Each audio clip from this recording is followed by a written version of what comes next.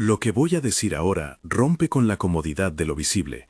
Según ciertas tradiciones, existe una enseñanza, atribuida a Jesús, que permite a los elegidos ver arquetipos con sus propios ojos.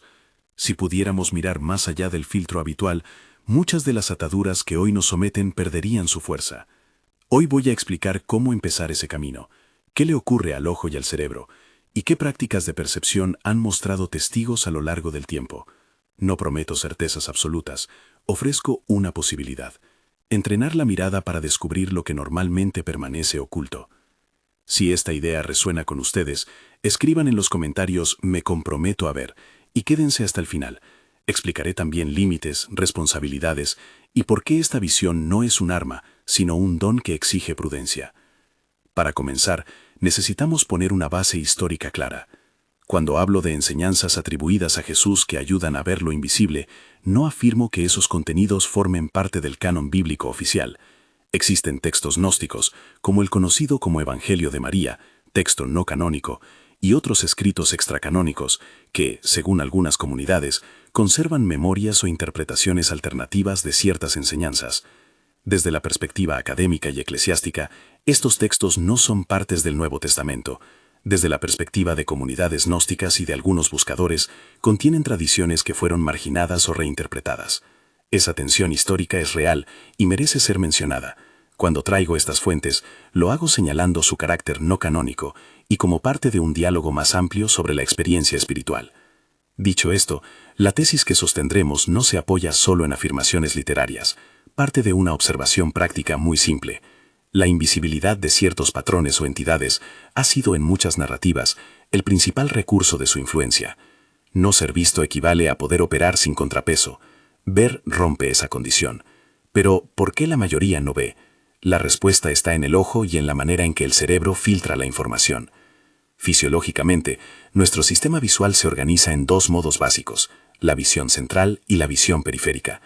La visión central, la que usamos para leer, para fijar un rostro, para concentrarnos en un objeto puntual, se rige por la fobia y un procesamiento detallado. La visión periférica, en cambio, capta movimientos, texturas, campos lumínicos y patrones en la periferia del campo visual. Es menos detallada en términos de líneas y colores, pero más sensible al movimiento y a cambios sutiles en la energía del entorno. A eso hay que sumar el papel del cerebro como archivador y filtro. Constantemente prioriza, desecha y convierte en ruido aquello que no considera relevante para la supervivencia cotidiana. En términos sencillos, nuestro cerebro aprende a ignorar. Lo que llamamos normalidad es en buena medida la acumulación de filtros que nos protegen del exceso de estímulos. Pero esos mismos filtros pueden volverse blindajes que ocultan realidades sutiles. Si aceptamos la hipótesis de que existen estructuras o patrones, llámenlos arquetipos, arcons o entidades de influencia que operan en rangos perceptivos menos atendidos, entonces modificar nuestra atención visual se convierte en una práctica de liberación. Ver disminuye la improductiva autoridad del anonimato. Ahora llegamos a la técnica que en términos contemporáneos se describe como soft gaze o mirada suave. Es una práctica de percepción, no un rito. Insisto, no la planteo como una receta mágica ni como garantía de visión. Más bien como un entrenamiento de atención que puede remover algunos de los revestimientos que impiden la percepción. Voy a describirla con detalle y de forma segura. Primero, el entorno.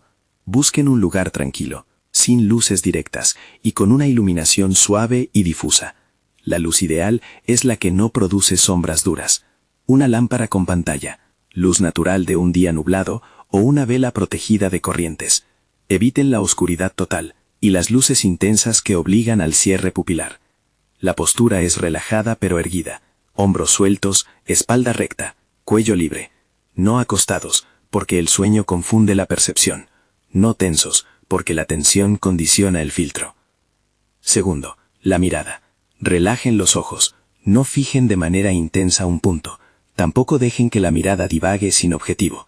La mirada suave implica fijar en una zona amplia del campo visual, sin forzar la fobia.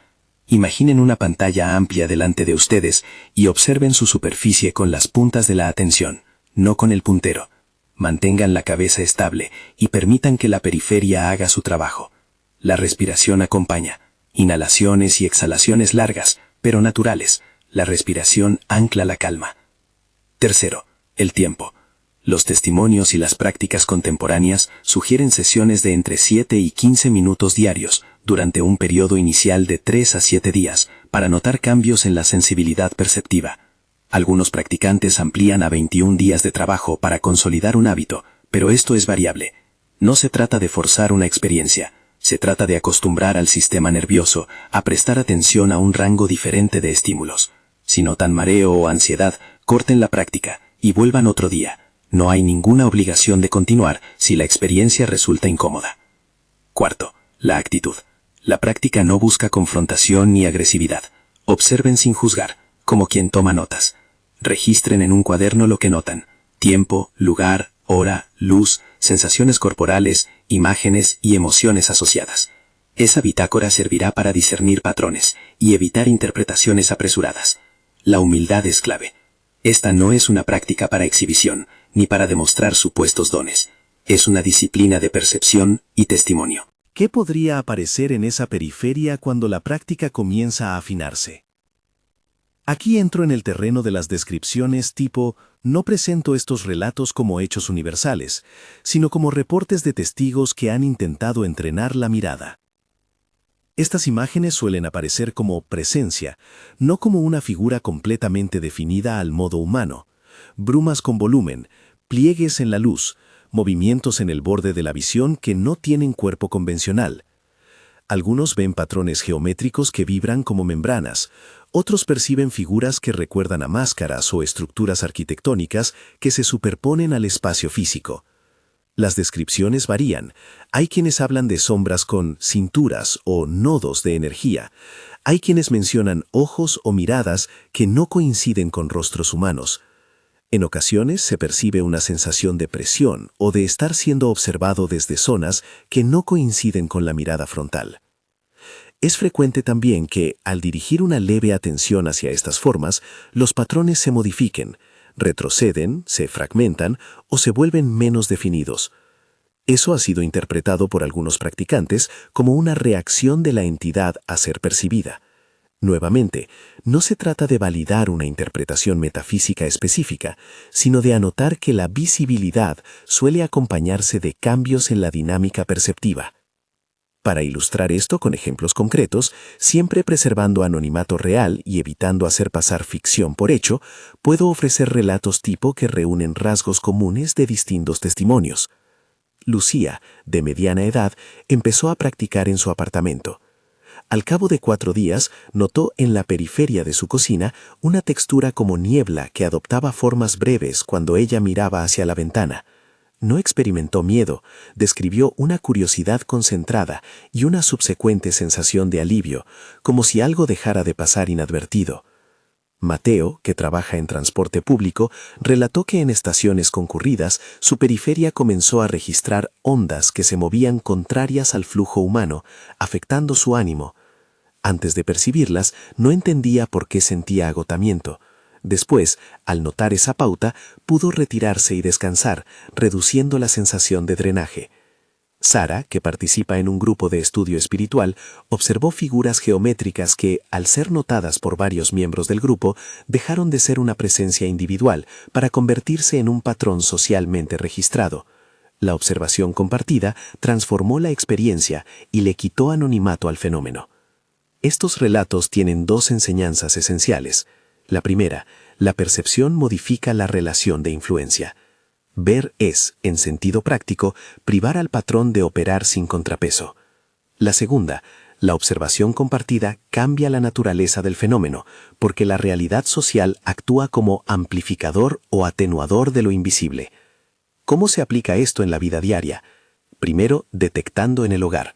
La práctica rutinaria puede usarse en espacios cotidianos. Pasillos, habitaciones donde uno sienta incomodidad sin razón aparente o rincones donde la energía parece estancada. No se trata de demonizar objetos ni personas, se trata de leer el ambiente y tomar decisiones de higiene espiritual y física. Por ejemplo, ventilar, reorganizar, limpiar, poner límites personales y pedir apoyo pastoral si la situación asciende a inquietud grave. Segundo, en espacios públicos. La técnica puede ayudar a reconocer vibraciones emocionales colectivas que agotan, lugares donde las personas emergen tensas o donde se siente una presión psicológica. Al percibirlo con más claridad, uno puede elegir distanciarse o actuar con mayor prudencia emocional. Tercero, en las relaciones interpersonales. Ver no quiere decir acusar. Significa entender cuándo una interacción produce un drenaje emocional y aprender a poner límites. La mirada ampliada puede proveer información útil para la autodeterminación afectiva. Siempre he de subrayar límites éticos y doctrinales. Primero, no conviene hacer de esto una práctica de señalamiento público. No se deben acusar, avergonzar, ni nombrar personas como portadoras de algo. El riesgo de sectarismo y de moralizar son reales. Segundo, la práctica no sustituye el cuidado profesional ni la ayuda comunitaria. Si alguien sufre problemas de salud mental, lo responsable es buscar apoyo clínico y pastoral. Tercero, respecto al discurso de supresión histórica. Es legítimo señalar que hay tradiciones gnósticas que sostienen que ciertas enseñanzas fueron marginadas, y es legítimo explorar esos textos. Lo problemático es presentarlo como una conspiración cerrada sin matices. Mantengamos la honestidad intelectual. Hay debates, procesos históricos complejos y múltiples interpretaciones. En cuanto a terminología, conviene aclarar dos términos que aparecerán con frecuencia. Cuando digo arquetipos, lo hago buscando un puente semántico con la cultura contemporánea. En algunas tradiciones gnósticas se habla de archons para designar figuras o estructuras de control que limitan la conciencia. Si traducimos libremente esa noción al lenguaje de hoy, arquetipos funciona como mapa. No necesariamente estamos hablando de figuras arquetípicas junguianas puras, sino de patrones operativos que se manifiestan en la percepción y que tienen efecto sobre la psique. Asimismo, el término demiurgo pertenece a un vocabulario gnóstico. Designa una figura creadora que, en esa tradición, mantiene el mundo en un estado de ignorancia. Aclaro esto solo para evitar confusiones. Estos conceptos ayudan a entender narrativas históricas y espirituales, pero no son verdades incontestables para todas las confesiones cristianas. Trátelos como lentes interpretativos, no como dogma. Volvamos al impacto práctico. ¿Por qué ver rompe el control? Porque la dinámica de extracción energética o emocional depende de la invisibilidad. Cuando algo opera sin ser observado, actúa como una fuerza oculta que condiciona estados de ánimo, patrones de decisión y apetitos. Ver transforma emoción en información. Una emoción sin nombre es un tirano. Una emoción nombrada puede ser administrada. Esa es la inversión de poder. La visibilidad permite responder con libertad donde antes solo se reaccionaba. Una pregunta legítima es, ¿puede la práctica ser peligrosa? La respuesta honesta es doble. En la mayoría de los casos, la mirada suave es una técnica de atención de bajo riesgo. Sin embargo, hay situaciones en las que una persona puede encontrarse con imágenes que despierten ansiedad o recuerdos traumáticos. Por eso recomiendo ir de a poco, mantener un cuaderno de registro y compartir la experiencia con una guía confiable, un pastor, un terapeuta, un compañero de discernimiento. No se debe practicar en condiciones de vulnerabilidad emocional alta, ni sin una red de apoyo. Tampoco se debe utilizar la práctica para intentar expulsar o confrontar públicamente a terceros. Cualquier intervención más intensa debe ser coordinada con responsables espirituales formados y con respeto a los procedimientos comunitarios. En el proceso de entrenamiento, la paciencia es una virtud esencial. No es raro que en los primeros días la actividad sea casi inexistente. A veces lo que cambia no es una visión espectacular, sino una pequeña clarificación interior. Menos confusión, mayor capacidad de poner límites, menos agotamiento en reuniones concretas. Esos cambios pueden ser ya una señal de que el filtro está flexibilizándose. Hay que valorar esas pequeñas victorias, porque la práctica tiene un componente acumulativo. La constancia desplaza la automatización del filtro. Quisiera ahora ofrecer una guía práctica clara, paso a paso, condensada y reiterando siempre la advertencia. Esto es práctica de percepción, no promesa de resultados sobrenaturales. Paso 1. Elija un lugar con iluminación suave y sin estímulos fuertes. Paso 2. Siéntase con la espalda recta y los hombros relajados. Paso 3. Respire durante 3 ciclos lentos. observando cómo entra y sale el aire. Paso 4. Con la mirada suave, fije su atención en una zona amplia del campo visual, sin tensar la fobia. Paso 5. Observe durante 7 a 15 minutos, registrando cualquier sensación o imagen en un cuaderno. Paso 6. Finalice la sesión volviendo la atención al cuerpo, y si hace falta, tome agua o camine unos minutos. Repita diariamente durante 3 a 7 días y anote cambios. Si experimenta malestar persistente, detenga la práctica y busque orientación. Además, hay variaciones seguras para aplicar en la vida diaria. Practicar la mirada suave en la fila de un supermercado cuando surja irritación. Usarla un minuto antes de entrar en una reunión tensa o emplearla en la primera hora después de levantarse para comprobar el estado emocional del hogar. Estas aplicaciones no son confrontativas, son herramientas de autoprotección y discernimiento. Algo que no he querido omitir es la dimensión comunitaria de esta práctica. En los relatos que inspiraron este enfoque, la observación colectiva potenció la claridad. Cuando varios ojos entrenados registran el mismo fenómeno, la experiencia se vuelve más tangible y menos susceptible a la autoilusión. Esto no implica formar sectas ni crear círculos cerrados. Implica compartir de forma honesta, con respeto y bajo responsabilidad pastoral o comunitaria. Testificar no es acusar, es ofrecer información para que la comunidad cuide de sí misma. En este punto conviene volver a Jesús y a María Magdalena con respeto. Cuando decimos que Jesús enseñó a los elegidos a ver arquetipos, hablamos de una imagen, Jesús como maestro que abre la mirada del corazón y que guía hacia una percepción más amplia de la realidad espiritual. María Magdalena aparece en algunos textos extracanónicos como portadora de revelaciones o como discípula cercana con una lectura particular de las enseñanzas. Reitero, esos textos son materiales no canónicos y su valor depende del marco interpretativo. Tomados con prudencia, sin convertirlos en pruebas históricas irrefutables, pueden ofrecer claves simbólicas sobre la forma en que ciertas comunidades tempranas entendieron la visión y el conocimiento. Hacia el cierre, quiero insistir en la responsabilidad que acompaña el don de ver. La visibilidad exige ética. No se trata de acumular experiencias ni de coleccionar fenómenos. Se trata de aprender a vivir más libres y más justos. Ver tiene un propósito: la sanación, la protección y el testimonio humilde. Cuando la visibilidad resulta en orgullo o en deseo de poder, hemos perdido el sentido fundante. Por eso la práctica debe ir acompañada de humildad, de discernimiento y de una vida de oración que mantenga al practicante anclado en valores claros. Para terminar, retorno al punto inicial con urgencia y esperanza.